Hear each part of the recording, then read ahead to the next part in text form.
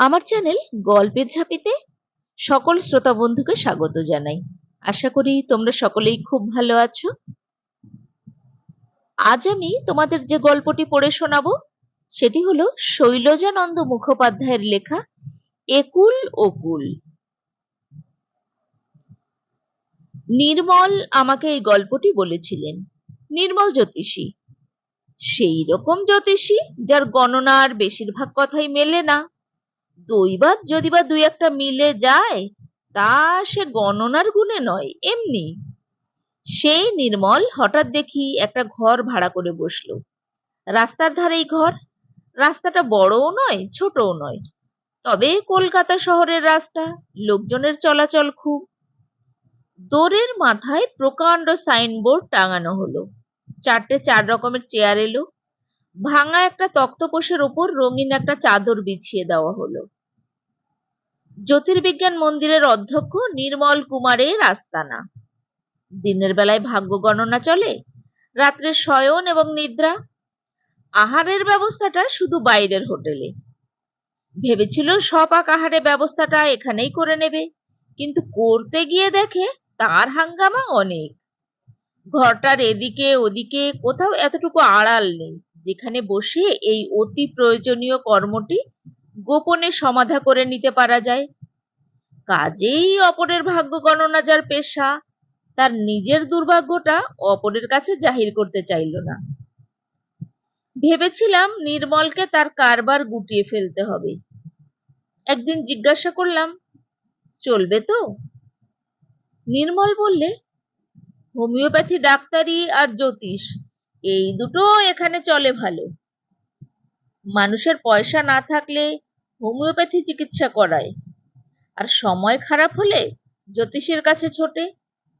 কাজেই আমাদের দেশটাকে এই দুটো কারবারের পীঠস্থান বলা চলে। হলোও তাই। মাস 4-5 পরে একদিন গিয়ে দেখি নির্মল পরমানন্দে বসে পান চিবোচ্ছে। চেহারাটা প্রায় জ্যোতিষী জ্যোতিষী করে এনেছে। মাথায় বাবরি চুল রেখেছে, সোনা দিয়ে রুদ্রাক্ষের মালা তৈরি করিয়ে গলায় পড়েছে। মাইনে দিয়ে একটা চাকর রেখেছে 5 ফরমাস খাটবার জন্যে। যেতেই একগাল হেসে মহা সমাদর করে নিয়ে গিয়ে বসালে। চাকরটাকে ডাকলে, চৈতন্য। 13-14 বছরের একটি ছেলে এসে দাঁড়ালো। নির্মল বললে, চা নিয়ে আয়, পান নিয়ে আয়। চা খেতে খেতে জিজ্ঞাসা করলাম, চলছে কেমন? নির্মল বলল, ভালো। আমি বললাম, অবস্থা যাদের খারাপ তারাই তো আসে। নির্মল বলল, না, কত রকমের কত মজার মজার লোক আসে এখানে। সেদিন একজন এসেছিল, অবস্থা তার মোটেই খারাপ নয়। শোন তবে। এই বলে সে বলতে আরম্ভ করলো। লোকটির নাম সতীশ। সকালবেলা চাটা খেয়ে সবে বসেছি, লোকটি হন্তদন্ত হয়ে ঢুকে পড়লো আমার চেম্বারে। এইখানটায় বসলো। বসেই পেছন ফিরে ফিরে তাকায় আর থুতু করে থুতু ফেলে। সকালবেলা এ কার পাল্লায় পড়লাম রে বাবা। বললাম, এ কি করছেন মশাই, থুতুতে যে ঘর ভরিয়ে দিলেন। লোকটি বলে, দেব না, না দিলে যাবে কেন? ভূত যে। ভূত? আমি বললাম, ভূত কোথায় পেলেন? সে বললে, পাবো আর কোথায় মশাই, সেই যে গঙ্গার ঘাটে পিছু নিলে আজ 5টি বছর পিছু ছাড়ছে না। আপনি গা বাঁধতে জানেন? যদি জানেন তো দিন বেঁধে। আমি বললাম, নিশ্চয়ই জানি, কিন্তু গা বাঁধার খরচ কে দেবে? বললে, কত খরচ? আমি দেব। ভাবলাম কত বলি, দিতে তো পারবেই না জানি। ঝট করে বলে ফেললাম, 10 টাকা। আমার দিকে তাকিয়ে লোকটি তার মুখখানা এমনই করলে যেন 10 টাকা তার কাছে কিছুই নয়। বললে, টাকা কি আগেই দিতে হবে? নিশ্চয়ই। রঙিন একটা ডোরাকাটা হাফ শার্ট ছিল গায়ে। তার পকেটে হাত ঢুকিয়ে খান 5-6 10 টাকার নোট বের করলে। তাই থেকে 10 টাকার একটাখানি নোট আমার হাতে দিয়ে বললে, দিন, তাড়াতাড়ি গাটা আমার বেঁধে দিন তো, নইলে আবার আসবে। লোকটি যে এমন করে টাকা বের করলে আমি তো ভাবতেই পারিনি। নিতে কেমন যেন সংকোচ বোধ করছিলাম, কিন্তু সেই মুহূর্তের জন্য। তারপর টাকাটা নিলাম, নিয়ে দিলাম তার গা বেঁধে। বিড়বিড় করে কত রকমের কত মন্ত্র বললাম, একবার শোয়ালাম, একবার বসালাম, মাথা থেকে পা পর্যন্ত আলতোভাবে হাত চালিয়ে কম করেও অন্তত 20-30 বার গায়ে মাথায় ফু দিয়ে দিলাম। যেমন তার ভূত তেমনি আমার মন্ত্র। আমি বললাম, এইবার কই আসুক দেখি, আর আসতে পারবে না। সে বললে, যদি আসে? আমি বললাম, তাহলে 32 বন্ধনে বেঁধে দিতে হবে, কিন্তু তার আগে আপনাকে বলতে হবে যিনি আসছেন তিনি কে আর কেনই বা আসছেন। লোকটি বললে, তাহলে আগাগোড়া আপনাকে সব কথা শুনতে হয়। আমি বললাম, বলুন, শুনছি। সতীশ বলেছিল তার বাড়ি বীরভূম জেলায়, নাম সতীশ সরকার, মস্ত বড়লোক বাপ, তার একমাত্র ছেলে এই সতীশ। দেশের স্কুল থেকে ম্যাট্রিকুলেশন পাশ করে পড়তে এলো কলকাতায়। বাবার এক মস্ত বড়লোক বন্ধু থাকেন শ্যামবাজারে। সতীশ তারই বাড়িতে থাকবে, খাবে আর কলেজে পড়বে। বাপ নিজে সঙ্গে এসে সেই ব্যবস্থা করে দিয়ে গেলেন। দোতলায় আলাদা একখানা ঘর দেওয়া হলো সতীশকে। আসবাবপত্র দিয়ে ঘর একেবারে সাজানো, পাশেই বাথরুম, ব্যবস্থা চমৎকার। কিন্তু নিতান্ত অপরিচিত লোকজন, সঙ্গী নেই, সাথী নেই, বাড়িতে এক গাদা মেয়ে, ছেলে যারা আছে তারা নিতান্ত ছোট। সতীশের মন খুঁতখুত করতে লাগলো। এর চেয়ে কলেজের হোস্টেলে থাকলে ভালোই থাকতো সে। টাকা এখানেও লাগবে, সেখানেও লাগতো। কথাটা কিন্তু সে বাবাকে মুখ ফুটে বলতে কিছুতেই পারল না। অতি শৈশবে তার মা মারা গেছেন। বাপকে সে ভয় করে বাঘের মতন। ভাবলে মুখে যা বলতে পারলে না, চিঠিতে লিখে তাই জানিয়ে দেবে তার বাবাকে। দেখতে দেখতে 2টি বছর পার হয়ে গেল। আইএস পাশ করে সতীশ বিয়ে পড়তে লাগলো। তখনও কিন্তু কথাটা তার বাবাকে জানানো হলো না। বাড়ির সবার সঙ্গেই পরিচয় তখন তার হয়ে গেছে। পরিচয় হয়েছে, কিন্তু অনাত্মীয়ের সংকোচ তখনও ঘোচেনি। সব কথা খুলে তার বাবাকে একখানা চিঠি সে লিখবে লিখবে করছে। এমন দিনে একটা বড় মজার ঘটনা ঘটে গেল। সেদিন শনিবার, সতীশ সকাল সকাল কলেজ থেকে ফিরছে। ইংরেজি একটা কি ভালো সিনেমার ছবি চলছে। সেদিন তাই দেখতে যাবার জন্য সে তৈরি হচ্ছে। এক পায়ে জুতো পরেছে, আর এক পায়ে তখনও পরেনি। এমন সময় তার ঘরে ঢুকলো 18-19 বছরের পরমা সুন্দরী এক তন্বী তরুণী।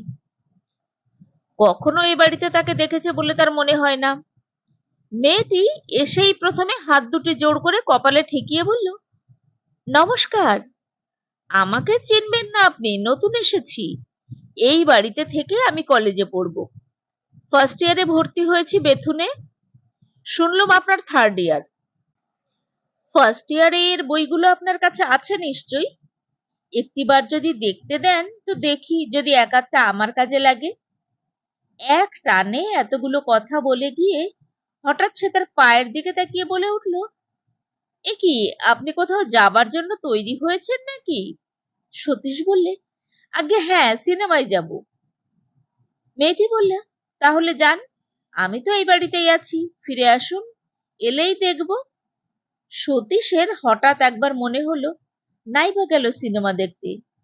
তারপরেই কি ভেবে বলল, সেই ভালো, ফিরেই আসি। এই বলে সতীশ জুতোটা আবার পরে ফেললো। দুজনেই ঘর থেকে বেরিয়ে এলো। মেয়েটি বললে, একটু দাঁড়াবেন, 1 মিনিট। বেশ তো। সতীশ দাঁড়িয়ে রইল। বাড়ির ভেতর থেকে ফিরে আসতে খুব বেশি দেরি হলো না মেয়েটির। ফিরে যখন এলো, দেখলো পায়ে একজোড়া স্যান্ডেল পরে এসেছে।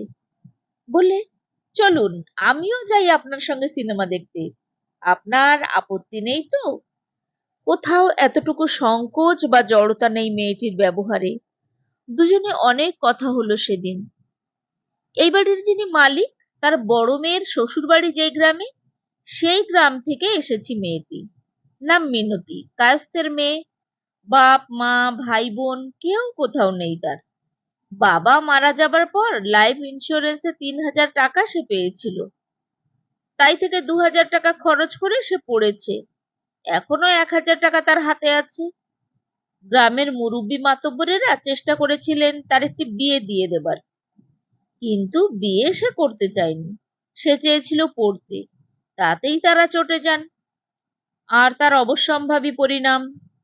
মিনতি ম্লান একটু হেসে বলল, বুঝতেই পারছেন আমি একা মেয়ে ছেলে কি করতে পারি বলুন। সতীশ জিজ্ঞাসা করলো, কি করলেন? মিনতি বললে, সেসব অনেক কথা, শুনতে হলে আজ আর আমাদের সিনেমা দেখা হবে না। আজ থাক, বলবো আরেকদিন। সতীশ বলল, আজই বলুন, সিনেমা দেখবো না। সেদিন কিন্তু সে বলল না কিছুতেই, শুধু বলল, আপনি আমাকে আপনি বলবেন না, তুমি বলুন। সিনেমা দেখে ফেরবার পথে সতীশ বললেন, এই যে তুমি আমার সঙ্গে একা একা চলে এলে সিনেমা দেখতে, এই যে তোমাকে আমি তুমি বলছি, এর জন্য লোকে যদি আমাদের নামে অপবাদ দেয়। মিনতি বলল, সেটা যদি মিথ্যে হয় তাকে ভয় পাবো কেন? আর যদি সত্য হয় তখন তো আর সেটা অপবাদ থাকবে না। দেখুন, আমার মাত্র 19 বছর বয়স। এই 19 বছরে যে অভিজ্ঞতা আমি সঞ্চয় করেছি, অনেক মেয়ে সারা জীবনেও তা পারে না। কাজেই কোনো মিথ্যাই আমাকে আজ আর বিচলিত করতে পারে না। সতীশ বললে, যদি সত্যি হয়? মিনতি এবার হাসলে। হাসলে তার সেই প্রাণ মাতানো হাসি। হেসে বললে, আমার এই রূপই আমার সর্বনাশ করেছে। মানুষকে একবার ভাবতে পর্যন্ত সময় দেয় না সে কি করতে যাচ্ছে। ঝাঁপিয়ে পড়তে চায় তার লোভ আর লালসা নিয়ে। কিন্তু আমি পোড় খাওয়া মেয়ে সতীশবাবু, আমি অত সহজে ভুলবো না। সতীশের মুখ সেদিন মিনতিই বন্ধ করে দিল নিজের হাতে। সেই মুখ আবার খুলেছিল মিনতি নিজেই। একই বাড়িতে থাকে, দুজনেই কলেজে পড়ে, একসঙ্গে খায়, একসঙ্গে কলেজে যায়, একসঙ্গে বেড়াতে বেরোয়, একসঙ্গে বাড়ি ফিরে আসে। বাড়িটা আবার এমনই যে কে কার খবর রাখে। দুজনের ঘনিষ্ঠতা দিন দিন বাড়তে থাকে। ঘনিষ্ঠতা শেষে এমন হয় যে কেউ কাউকে না দেখে থাকতে পারে না, মান অভিমানের পালা চলে। সতীশ চিঠি লিখে মিনতির মান ভাঙায়। 1 লাইন 2 লাইন চিঠি, শেষে 1 পাতা 2 পাতাতেও শেষ হয় না। মুখে যা বলতে পারে না চিঠিতে তাই লিখে জানায়। একখানা চিঠি হাতে নিয়ে মিনতি সেদিন সতীশের ঘরে এসে ঢুকলো। বললে, প্রেমপত্র লিখতে আরম্ভ করলে? বলেই চিঠিখানা তার গায়ের উপর ছুঁড়ে দিলে। সতীশ বললে, প্রেমপত্র কেন হবে? মিনতি বললে, যা আমি দেখতে পারি না তাই। এই চিঠি যদি কেউ দেখে কি বলবে বলতে পারো? এ বাড়ি থেকে ঝাঁটা মেরে বিদায় করে দেবে যে। সতীশ বলল, বিদায় করে দেয় তো তখন আমার বাড়ি তো আছে। মিনতি বলল, ওরে বাবা, তোমার বাড়ি? তোমার বাবা থাকতে? মরুগে যাক, আর ভাবতে পারি না বাবা। দাও, আমার চিঠি দাও। এই বলে সতীশের লেখা চিঠিখানি নিয়ে মিনতি চলে গেল। সতীশ বললে, ও চিঠি তুমি আবার নিয়ে যাচ্ছ কেন? মিনতি চৌকাঠের বাইরে গিয়ে থমকে দাঁড়ালো। ভাঁজ করা চিঠিখানি জামার নিচে বুকের তলায় রাখতে রাখতে বলল, আমার চিঠি আমি নেব না তো কে নেবে? বিএ পাশ করলো সতীশ, আইএ পাশ করলো মিনতি। হঠাৎ সতীশের নামে এক টেলিগ্রাম এলো দেশ থেকে। তার বাবা টেলিগ্রাম করেছে তাড়াতাড়ি যাবার জন্য। বাবার শরীর অসুস্থ, ব্লাড প্রেশারের রুগী। অসুখ বাড়লো কিনা কে জানে। সতীশ ভাবতে লাগলো, সন্ধ্যায় ট্রেন। মিনতি বললে, চলো তোমাকে ট্রেনে তুলে দিয়ে আসি। ছেলে বিএ পাশ করেছে, গিয়ে দেখবে হয় বাবা একটি বউ আনবার ব্যবস্থা করেছেন। সতীশ বললে, তাহলে চলো না আমার সঙ্গে, বউ নিয়েই যাই। সে সাহস কি তোমার আছে? নেই। মিনতি বললে, দেখে তো মনে হয় না। সতীশ বললে, বেশ, তাহলে তৈরি হয়ে থাকো। মিনতি ম্লান একটু হাসলে। বললে, অদৃষ্ট আমার খুব মন্দ, শেষ পর্যন্ত কি হবে জানি না। সতীশকে ট্রেনে চড়িয়ে দিয়ে মিনতি একাই ফিরে এলো শ্যামবাজারে। সতীশ বাড়ি গিয়ে দেখে মিনতি যা বলেছিল ঠিক তাই। বাবার ব্লাড প্রেশারের অসুখটা ঘন ঘন জানাচ্ছে।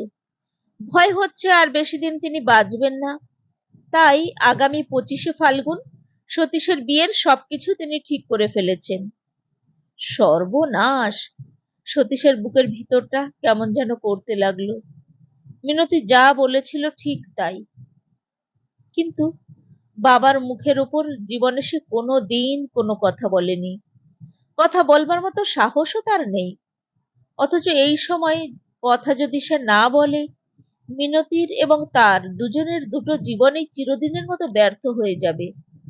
সাহসে বুক বেঁধে এর প্রতিবাদ করার জন্য সতীশ গেল তার বাবার কাছে। সতীশকে দেখেই তার বাবা বললেন, আর বেশি দিন আমি বাঁচবো না বাবা। এখন তোমায় বিয়ে দিয়ে তোমাকে সংসারী করে দিয়ে যেতে চাই। তোমাকে কিছু না জানিয়েই এইখানে আমি বিয়ের সব ঠিক করে ফেলেছি। জানি আমি যা করব তার উপরে তুমি একটি কথাও বলবে না। তুমি আমার সেরকম ছেলে নও। এই কথা বলেই বাবা একটু থামলেন। সতীশের বুকের ভেতরটা আরো বেশি ধকধক করছে। বাবা বললেন, কলকাতায় একখানি বাড়ি করবার ইচ্ছে আমার অনেক দিনের, কিন্তু সেটা এতদিন হয়ে ওঠেনি, যার জন্য বন্ধুর বাড়িতে রেখে তোমাকে পড়াতে হলো। তুমি জানো না, 15,000 টাকায় কলকাতায় একখানি ছোট বাড়ি আমি বন্ধক রেখেছিলাম। যার বাড়ি তিনি মারা গেছেন, তার 2 ছেলে এলো আমার কাছে। এসে বললে বাড়িটা ছাড়াবার ক্ষমতা আমাদের নেই, বোনের বিয়ে দিতে হবে, কাজেই আপনি যদি 1,000-5 টাকা আমাদের দেন তো বাড়িটা আপনাকেই বেচে দিই। এই 5,000 টাকা আমি তাদের দিলাম না। যে মেয়ের বিয়ের জন্য বাড়িখানা বিক্রি করতে চাই সেই মেয়েটিকে দেখে এলাম, বেশ মেয়ে। এই মেয়ের সঙ্গেই তোমার বিয়ে ঠিক করে ফেললাম। বাড়িখানা তারা তোমার নামে লিখে রেজিস্ট্রি করে দিয়েছে। এই বাড়িতেই বিয়ে হবে। বিয়ের পরেও তোমরা এই বাড়িতেই থাকবে, পড়তে ইচ্ছে হয় পড়বে, আর না হয় তো তোমার যা খুশি। চাকর এলো তেলের বাটি হাতে নিয়ে, বাবাকে তেল মাখিয়ে স্নান করাবে। বাবা বললেন, যাও। সতীশের বলা কিছুই হলো না। 4 দিন পরে 25শে ফাল্গুন। সেদিন বর সেজে সে কলকাতায় যাবে বিয়ে করতে। মিনতি থাকবে কলকাতায়, কিছুই সে জানবে না, কিছুই সে শুনবে না।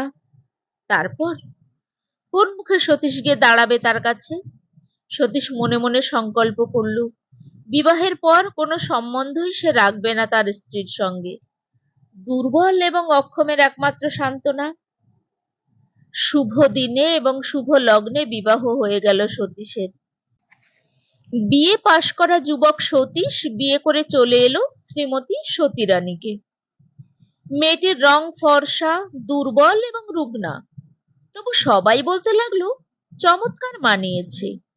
সতীশের বাবা কিন্তু সত্যই আনন্দিত হলেন।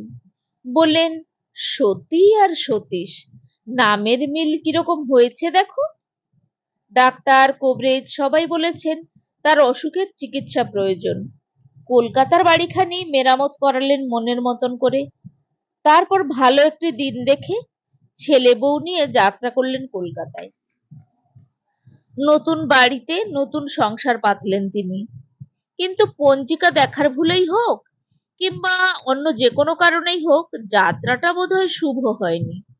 নইলে বুড়ো বয়সে যে সুখের আশায় তিনি এত কাণ্ড করলেন, সেই সুখ তিনি পাচ্ছেন না কেন? ছেলে বউয়ের মুখে হাসি নেই, তারও অসুখ তাড়াতাড়ি সারছে না। তার উপর একদিন সকালবেলায় বৌমা প্রত্যহ যেমন আনে, সেদিনও তেমনি তার জন্য চা আনছিল। হঠাৎ তার চোখের সম্মুখেই মাথা ঘুরে পড়ে গেল। বড় বড় ডাক্তার এলো, নার্স এলো। বৌমা উঠে বসলো, আবার তেমনি উঠে হেঁটে বেড়াতেও লাগলো। কিন্তু ডাক্তার বললে, সাবধানে থাকতে হবে, হার্টের গোলমাল। রোগী ছিল একজন, হলো দুজন। সতীশের বাবা কিছুতেই ভেবে উঠতে পারলেন না কেন এমন হলো। কখনো ভাবেন বাড়িটা অপায়া, কখনো ভাবেন বউটা অপায়া। অথচ তখন আর শোধরাবার কোনো পথই অবশিষ্ট নেই। একমাত্র যে পথটি তার জানা ছিল না, সেই পথের সন্ধানে যে তিনি এত শীঘ্র পাবেন তা তিনি কোনোদিন কল্পনাও করতে পারেননি। 3 মাস তখনও পার হয়নি। অকস্মাৎ একদিন সন্ধ্যায় তিনি বাথরুমে ঢুকলেন। ঢুকে আর সেখান থেকে বেরিয়ে এলেন না। দেরি হচ্ছে দেখে চাকরটা দরজা খুলেই চিৎকার করে উঠল। চিৎকার শুনে সতীশ এলো, সতী এলো। দেখলে তিনি সকল রকমের ভাবনা চিন্তা থেকে একেবারে নিশ্চিন্ত হয়ে গেছেন, তার মৃত্যু হয়েছে। সতীশ কেঁদে আকুল হলো। সতীই তাকে সান্ত্বনা দিলে। মাথাটি তার নিজের কোলের উপরে তুলে নিয়ে বললে, এই সময় বিচলিত হয়েও না, তোমাকে সব করতে হবে। মন্দ লাগছিল না, তবু সতীশ উঠে বসলো। সতী বললে, আমাকে তোমার ভালো লাগে না আমি জানি, কিন্তু কি করবে বলো? কোথায় ফেলবে? দাদাদের বোঝা হয়েছিলাম এতদিন, সেই বোঝার ভার তোমার মাথায় চড়িয়ে দিয়ে তারা সরে পড়ল। কোথায় যে গেল একটা ঠিকানা পর্যন্ত দিলে না, অথচ আমি তাদের সহোদর বোন। সতীশ উঠে যাচ্ছিল, সতীটাকে টেনে বসালো। বললে, আমার এই হার্টের ব্যারাম আজকের নয়, অনেক দিনের। আগে খুব ঘন ঘন হতো। বরদা বলেছিল বিয়ে আমায় দেবে না। ছোট বৌদি বেঁকে বসলো, বলল, আমার স্বামীর রোজগার নেই, আমি ঠাকুরজিকে রাখতে পারবো না। কিন্তু বড় বৌদি আমার খুব ভালো। সে বলল, ছি ছোট বউ, ও কথা বলতে আছে? ও যদি তোর মেয়ে হতো।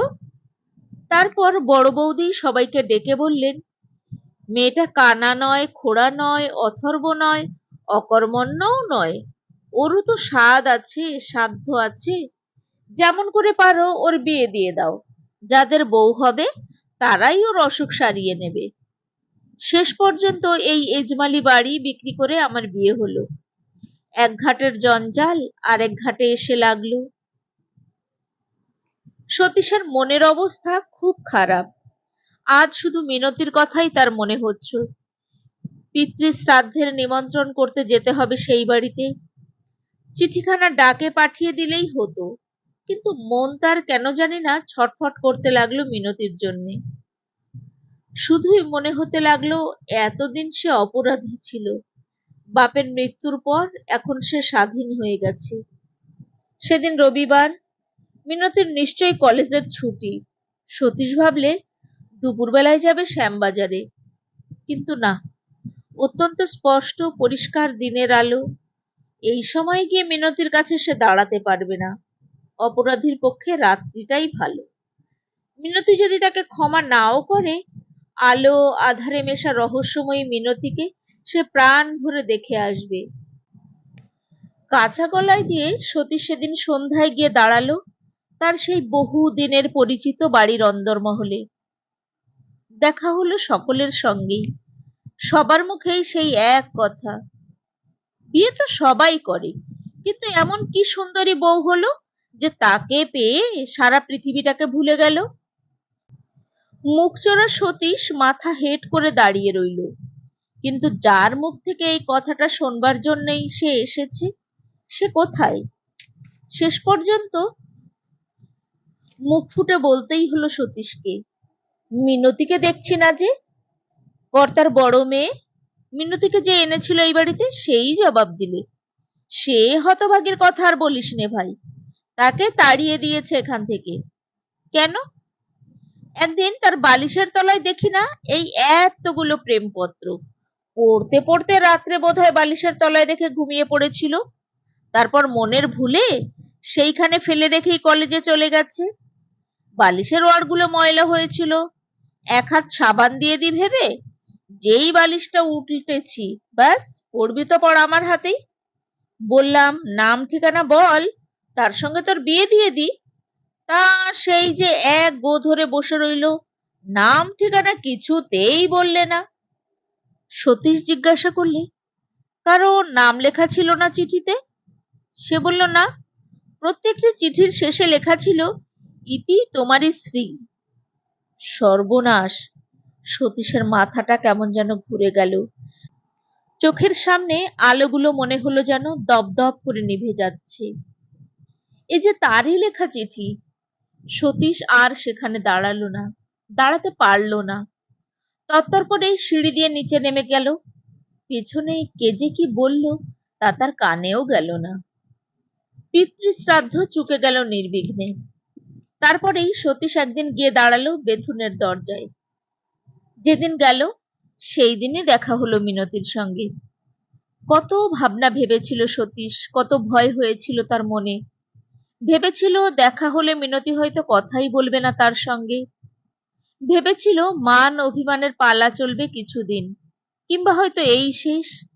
বলবে, তুমি আর আমার কাছে এসো না, তোমার মুখ আমি আর দেখতে চাই না। কিন্তু তার কিছুই হলো না। কলেজের ছুটির পর অন্য মেয়েদের পাশ কাটিয়ে একাই সে বেরিয়ে এলো বাগানের পথ ধরে। বহু দূর থেকে সতীশ তাকে চিনতে পেরেছিল। সেই তার মিনতি, সেই রহস্যময়ী তরুণী। সে যেন আরো সুন্দরী হয়েছে আগের চেয়ে, আরো উজ্জ্বল হয়েছে তার মুখশ্রী। মিনতি মুখ তুলতেই সম্মুখে দেখলো সতীশ দাঁড়িয়ে। ঠোঁটের ফাঁকে একটুখানি হেসে বলল, এসেছো? কিছুই যেন হয়নি তাদের মধ্যে। চলতে চলতে বলল, জানি তুমি আসবে। সতীশ চলছে মাথা হেট করে তার পাশে পাশে। মিনতি বোধ করি তার ন্যাড়া মাথার দিকে তাকিয়েই বললে, বাবা কোথায় মারা গেলেন? দেশের বাড়িতে না কলকাতায়? কলকাতায়। বউ কি করছে? শুয়ে আছে। শুয়ে কেন? উঠে হেঁটে বেড়াতে পারছে না তাই। অসুখ? কখন থেকে? বিয়ের আগে থেকেই। তাহলে ঠকেছো বলো? সতীশ জবাব দিতে পারল না। মিনতি ডান দিকের রাস্তা ভাঙলে সতীশ বলল, এদিকে? মিনতি বলল, আমি শ্যামবাজারে আর থাকি না।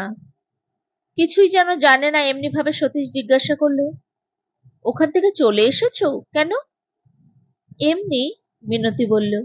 এক জায়গায় বেশি দিন ভগবান আমাকে রাখে না। কোথায় থাকো? সেইখানেই তো যাচ্ছি, দেখবে চলো না? পরে দেখবো, হেদোয় বসি একটু। এমন করে চলতে চলতে কথা বলা যায় না, চলো। দুজনে বসলো গিয়ে হেদোর একটা গাছের ছায়ায়। সবুজ ঘাসের ওপর পাদুটি মুড়ে বাঁধানো একটি খাতা আর বইয়ের উপর একটি হাত রেখে মিনতি বসলো সতীশের দিকে মুখ ফিরিয়ে। আর সতীশ বসলো নিতান্ত জড়সড় হয়ে, মাথা হেট করে। মিনতি বলল, ও কি, অমন করে বসলে কেন? সতীশ তার মুখের পানে তাকালো না। বলল, তুমি কি আমাকে ক্ষমা করতে পারো না মিনতি? মিনতি এবার হাসলো। হাসলো সেই রকম হাসি, যে হাসি কান্নার চেয়েও করুণ। বললে, তুমি নিতান্ত ছেলে মানুষ, অপরাধ কি করেছো যে ক্ষমা করব? সতীশ এইবার মুখ তুলে তাকালে। বললে, অপরাধ করিনি। মিনতি বলল, না, ওটা যে তোমার স্বভাব। তুমি কি ইচ্ছে করলেই তোমার স্বভাব বদলাতে পারো? তুমি বাড়ি যাবার সময়ে তো আমি বলেই ছিলাম।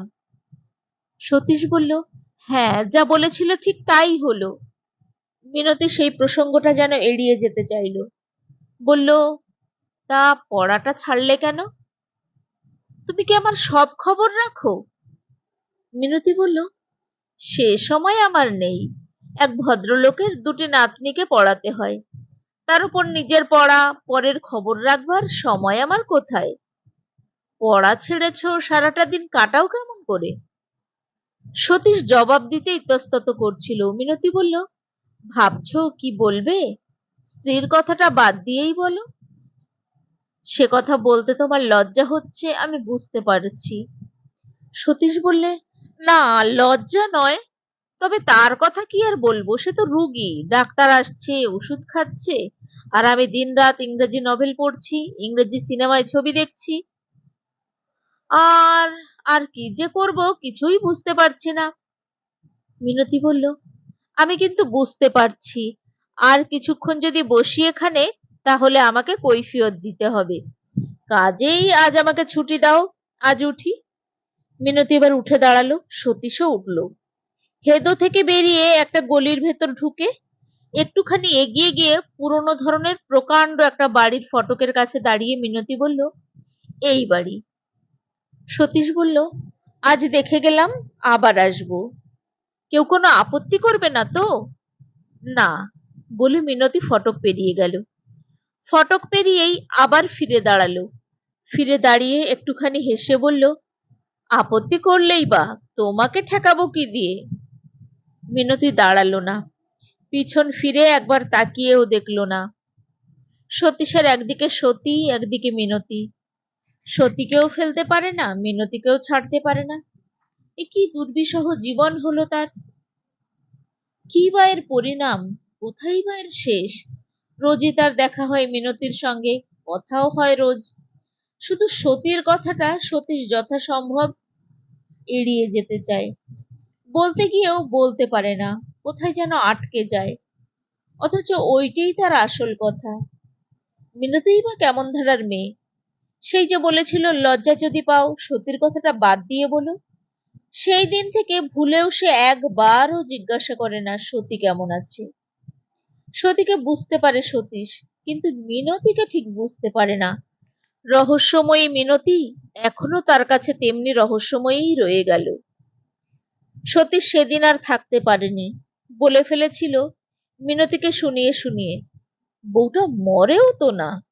মিনতি বলেছিল, ছি, মানুষের মৃত্যু কামনা করতে নেই। বলেছিল, নিজের হাতে যে গাছ পুঁতেছ তার ফলভোগ তো তোমাকেই করতে হবে। সতীশ বলেছিল, অসহ্য হয়ে উঠেছে, আমি আর পারছি না মিনতি। কান্নায় ভরে উঠেছিল তার কণ্ঠ। এ যেন মিনতির কাছে তার মিনতি কাতর প্রার্থনা, তুমি আমাকে ক্ষমা করো, তুমি আমাকে বাঁচাও। কথাটা শুনে মিনতি এমন হাসি হেসেছিল যে সতীশ আর একটি কথাও বলতে পারেনি। একসঙ্গে বসে সিনেমা ছবি তারা অনেক দিন দেখেনি। সতীশ বলল, শুনছি একখানা ভালো ছবি চলছে, কাল রবিবার, কাল যাবে? মিনতি বলল, এসো, দেখবো চেষ্টা করে। অনেক আশা নিয়ে সতীশ গেল মিনতির কাছে, কিন্তু গিয়েই শুনলো মিনতি বেরিয়ে গেছে। একা নয়, বেরিয়ে গেছে সবাই মিলে, বাড়ির কর্তা, কর্তার দুই নাতনি আর মিনতি। কোথায় গেছে কেউ কিছু বলতে পারল না। সতীশ একাই গেল সিনেমা দেখতে। ছবির নাম প্লেস ইন দ্য সান। চমৎকার ছবি, তার জীবনের সঙ্গে অনেকখানি মিলে যায়। থিওডোর ড্রেজলারের অ্যান আমেরিকান ট্র্যাজেডি বই থেকে নেওয়া গল্পাংশ। ছবি দেখে বাড়ি ফিরতে ফিরতে শুধু এই আফসোস তার হতে লাগলো, ইংরেজি বই সে এত পড়েছে, অথচ এই বইখানি এতদিন পড়েনি কেন। আমেরিকার এক তরুণের দুর্ভাগ্যের কাহিনী। তারই মতন একজন যুবক তার স্ত্রীর জ্বালায় জ্বলে পুড়ে মরছে। এমন দিনে সে তার এক বন্ধুর বাড়িতে গেল বেড়াতে। সেখানে এক তরুণের সঙ্গে দেখা। মনে হলো এই মেয়েটিকে যদি সে তার জীবন সঙ্গিনী করতে পারত, তাহলে তার জীবন হয়ে উঠত মধুময়। কিন্তু তার যে স্ত্রী আছে, সে কথা সে গোপন করে মেয়েটিকে বিয়ে করবার জন্য সব ব্যবস্থাই যখন ঠিক করে ফেলেছে, এমন দিনে সেই শহরের এক হোটেল থেকে এলো এক টেলিফোন। তার স্ত্রী সেখানে এসে হাজির হয়েছে। সর্বনাশ! তৎক্ষণাৎ মাথায় তার এক দুষ্টু বুদ্ধি খেলে গেল। মস্ত বড় একটি লেক আছে এই শহরের প্রান্তে, সেখানে নৌকো ভাড়া পাওয়া যায়। তরুণ তরুণীরা সেখানে আসে নৌকো বিহার করতে। সেও তার স্ত্রীকে নিয়ে গেল সেই লেকের ধারে, নৌকো ভাড়া করলে। তারপর নির্জনে কথা বলবার জন্যে সেই নিস্তরঙ্গ লেকের জলে দিলে নৌকো ভাসিয়ে। আকাশে চাঁদের আলো, বাতাসে বসন্তের আমেজ। স্বামী শুরু করলো তার স্ত্রীর সঙ্গে প্রেমালাপের অভিনয়। তারপর হঠাৎ একসময় নৌকোটা দুলে উঠল, দুলে উঠেই গেল উল্টে। স্ত্রী সাঁতার জানতো না, নৌকোর তলায় চাপা পড়ে কোথায় তলিয়ে গেল দেখবার কোনো প্রয়োজনও ছিল না তার স্বামীর। সাঁতার কেটে সে তীরে উঠল। তারপর কাজ হাসিল করে ফেলেছে ভেবে মনের আনন্দে মিলল গিয়ে তার প্রণয়িনীর সঙ্গে। লোকটা নিতান্ত নির্বোধ, একবারও ভাবলো না যে লোকটা তাকে নৌকো ভাড়া দিয়েছিল সে তার নৌকোর খোঁজ তো করবে। তাই শেষ পর্যন্ত সে ধরা পড়ে গেল। কিন্তু সতীশ তো এত নির্বোধ নয়। নতুন একজন ডাক্তার এলেন সতীকে দেখতে। সতীশ বললে, এতদিনে ধরে এত চিকিৎসা হচ্ছে, এত ওষুধ খাচ্ছ, তবু তোমার রোগ সারছে না। ওই ডাক্তারগুলো বোধহয় টাকা পাবার লোভে পুষে রাখছে রোগটাকে। তাই আমি আজ অরুণ বাবুকে ডেকে আনলাম, হার্ট স্পেশালিস্ট, বিলেত থেকে পাশ করে এসেছেন। সতী বললে, কেন মিছিমিছি খরচ করছো টাকাগুলো? আমার এ রোগ সারবে না। নিশ্চয়ই সারবে, নতুন ডাক্তার বাবুর সেই কথাই বললেন। বললেন, খুব বেশি ওষুধ খাইয়েছেন কি? সতীশ বললে, যেখানে যত ওষুধ আছে সব। ডাক্তারবাবু বললেন, আজকালকার নিয়ম হচ্ছে খুব কম ওষুধ দিয়ে খাওয়ানো। 7 দিনের জন্য অন্তত সব ওষুধ বন্ধ করে দিন। 7 দিন পরে আমি আবার আসবো, এসে ওষুধ দেবো একটা। সতীশ জিজ্ঞাসা করলো, একেবারে সবকিছু বন্ধ থাকবে? হ্যাঁ, সব বন্ধ থাকবে, বললেন ডাক্তারবাবু। শুধু একবার করে গঙ্গার হাওয়া খাওয়ান। রোজ সন্ধ্যাবেলায় একটা নৌকো করে গঙ্গার উপর অন্তত ঘন্টাখানেক ঘুরে আসবেন। ডাক্তারবাবু চলে গেলেন। কথাটা সতীশের মনে ধরলো। সতীরও মনে ধরলো, খোলা হাওয়ায় সে বেশ ভালোই থাকে। পরের দিন নৌকোয় চড়ে গঙ্গায় বেড়াবে। যাবার জন্য সতী তৈরি হলো সন্ধ্যার আগেই। রান্নার জিনিসপত্র বের করে দিলে ঠাকুরকে। ফিরতে যদি দেরি হয়, চাকরটাকে বললে, বাড়ি ছেড়ে যেন পালিয়ে যেও না কোথাও আড্ডা মারতে। ঝিকে বললে, আমরা ফিরে না আসা পর্যন্ত তুমি থেকো। তারপর ভালো একটি জামা গায়ে দিয়ে ভালো শাড়ি পরে সতীশের কাছে এসে বলল, চা খাওয়া হয়েছে তোমার? চলো। সতীশ ফিরে তাকালো। বারে, সাজলে তো সতীকে মন্দ দেখায় না। বললে, তুমি একেবারে সেজে গুজে তৈরি হয়ে গেছো? সতী বললে, হ্যাঁ, গঙ্গা পর্যন্ত হেঁটে হেঁটেই যাব তোমার সঙ্গে। সতীশ তার দিকে তাকিয়েছিল এক দৃষ্টে। সতী বললে, কি দেখছো অমন করে? সতীশের ভাবনার সূত্রটা যেন ছিঁড়ে গেল। বলল, না, কিচ্ছু না। সতী আর একটু এগিয়ে এলো তার কাছে। সতীশ বললে, সাজলে তোমাকে মন্দ দেখায় না। ম্লান একটা হাসির রেখা ফুটে উঠল সতীর ঠোঁটের ওপরে। বললে, তাও ভালো যে ফিরে তাকালে এই দিকে। সতীশ তার জামাটা গায়ে দিলে। জানলার কাছে থেকে থমকে দাঁড়িয়ে কি যেন ভাবলে। তারপর বললে, না, আজ আর যাওয়া হলো না, কাল যাব। আজ আমার একটা খুব জরুরি কাজ আছে, সেরে আসি। সতীশ আর দাঁড়ালো না, সতীর দিকে একবার ফিরেও তাকালো না। সোজা চলে গেল তার জরুরি কাজের জায়গায়। জায়গাটা আর কোথাও নয়, বেথুনের কাছে হেদো। হেদোর কাছে একটা গলি, গলির ভেতরে রায়বাহাদুর নিকুঞ্জ ঘোষালের বাড়ির তেতলায় নির্জন একখানি ঘর। মিনতির আস্তানা। মিনতিকে কথাটা বলবার জন্য সতীশ যেন হাঁপিয়ে উঠেছিল। বললে, সেদিন যদি যেতে আমার সঙ্গে সিনেমায়, ভারী মজা হতো। মজাটা কি হতো ইনিয়ে বিনিয়ে তাকে বললে সতীশ। বললে, তাকে ছবির গল্পটা, তারপর তার এক বন্ধুকে ডাক্তার সাজিয়ে নিয়ে যাওয়া, তারপর ডাক্তারের অভিনয়, এই বুঝি ধরা পড়ে। বলতে বলতে সতীশের সে কি হাসি। হাসতে হাসতে মিনতির মুখের পানে যেই সে মুখ তুলে তাকিয়েছে, মুখের হাসি হঠাৎ বন্ধ হয়ে গেল। মিনতি গম্ভীর মুখে অন্যদিকে চেয়ে আছে, কি যেন ভাবছে। সতীশ জিজ্ঞাসা করলো, কি ভাবছো?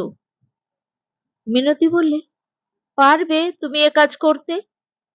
সতীশ বলল, বুঝতে পেরেছো তাহলে? মিনতি বলল, হুম। সতীশ বললে, আচ্ছা দেখোই না আমি কি করি। ভগবান সেদিন আমাকে যেন এই ছবিটা চোখে আঙুল দিয়ে দেখিয়ে দিলে। মিনতি বললে, ভগবান তোমাকে খুব ভালোবাসে দেখছি। সতীশ বললে, কথাটা তোমার ভালো লাগছে না? আমি বুঝতে পারছি, মেয়ে মানুষ তো, স্বভাবতই দুর্বল। মিনতি বললে, তোমার চেয়েও? সতীশ এবার চুপ করে গেল। মিনতি বললে, না না, তুমি এ কাজ করো না, দেখো না কি হয়। হবে আর ছাই, আমি আজ উঠলাম। এই বলে সতীশ সেদিন তাড়াতাড়ি উঠে চলে গেল। মিনতি তার পিছু পিছু সিঁড়ির মাথা পর্যন্ত এলো।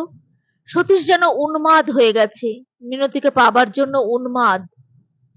পরের দিন সন্ধ্যায় সতীকে নিয়ে সতীশ গঙ্গার তীরে গিয়ে দাঁড়ালো। নৌকো ছিল একটি, মাঝি এক বৃদ্ধ মুসলমান, 1 ঘন্টা ঘুরিয়ে আনবে। ভাড়া চেয়েছিল 2 টাকা। সতীশ 2 টাকা দিতেই রাজি।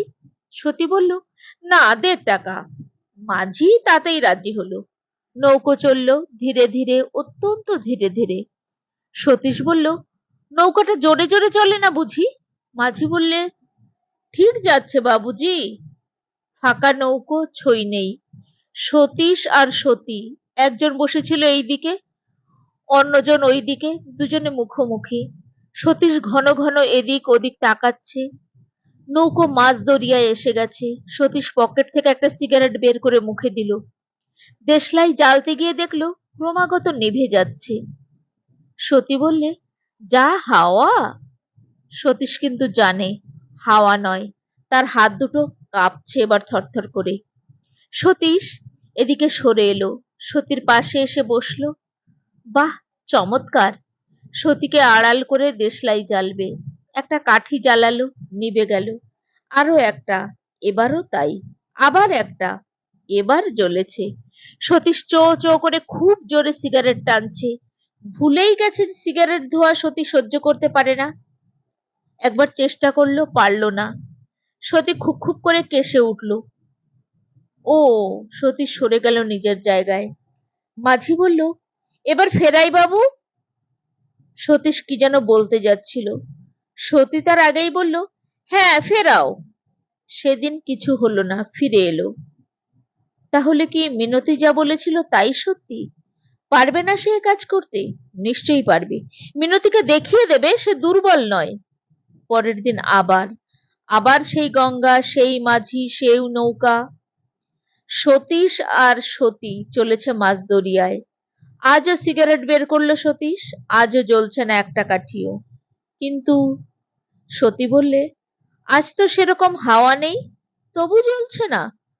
না, বলে সতীশ উঠে এলো সতীর পাশে। দেশলাই জ্বলেছে, সিগারেটও ধরেছে। ধোয়ার জন্য এবার তার নিজের জায়গায় চলে যাবার কথা, তবু যাচ্ছে না। সতী কি ভেবে চট করে ফিরে তাকালো। কি দেখলো সে? নিজের অপকৌশল চাপা দেবার জন্য যে হাত দিয়ে সতীকে সে ঠেলে ফেলে দিতে গিয়েছিল, তার প্রসারিত সেই দুই হাত দিয়ে সতীর হাত দুটো চেপে ধরে বলল, হাওয়া পাচ্ছ? সতীশের গলাটা কাঁপছে, হাত দুটো কাঁপছে, সে যেন ধরা পড়া চোর। সতী এক দৃষ্টে তাকিয়ে রইল সতীশের দিকে। সতীশ আর কোনো কথা বলতে পারছে না। সিগারেটটা চো চো করে টেনেই চলেছে। ধোঁয়ায় সতীর মুখ ভরে গেল। সতীর দু চোখ জলে ভরে এলো। বলল, বুঝতে পেরেছি, এ কথা আমাকে তুমি আগে বলনি কেন? এই বলে সতী তাকে একটা প্রণাম করলে। সতীশ কি যেন বলতে যাচ্ছিল, তাকে আর মুহূর্তের অবসর না দিয়ে নিজেই সে সশব্দে মাঝ গঙ্গায় ঝাঁপিয়ে পড়ল। সতীশ চিৎকার করে উঠল, সতী, সতী! বুড়ো মাঝি হাতের বৈঠা ছেড়ে দিয়ে ঝাঁপ দিল জলে। মাঝিকে ঝাঁপিয়ে পড়তে দেখে ওদিক থেকে একটা নৌকো যেন তরতর করে ছুটে আসছে। সতীশ দুই হাত দিয়ে প্রাণপণে নৌকোর একটা পাটাতন চেপে ধরে থরথর করে কাঁপছে। মুহূর্তের মধ্যে কি যে হয়ে গেল! কেমন করে সে তীরে এসে পৌঁছলো, কেমন করে আরো কয়েকটা নৌকো তাদের কাছে এসে গেছে, কিছুই তার স্মরণে নেই।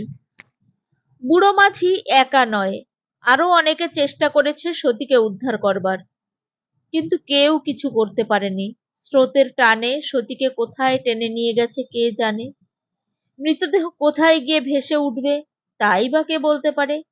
সতীশ থানায় গেল, মাঝিদের সঙ্গে নিয়ে গেল, যা করবার সবই করলো।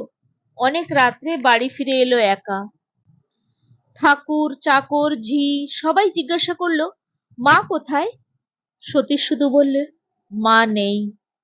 সতীর ঘরের যে বিছানা তার পাতাই থাকতো। সতীশ তার উপরে গিয়ে বসলো।